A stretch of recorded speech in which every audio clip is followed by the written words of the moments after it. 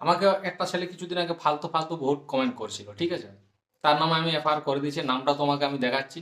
এমন কিছু ফালতু কমেন্ট করছে, নিজের মাথায় মানে সত্যি বলতে ষাঁড়ের গোবর ভরা আছে, ঠিক আছে?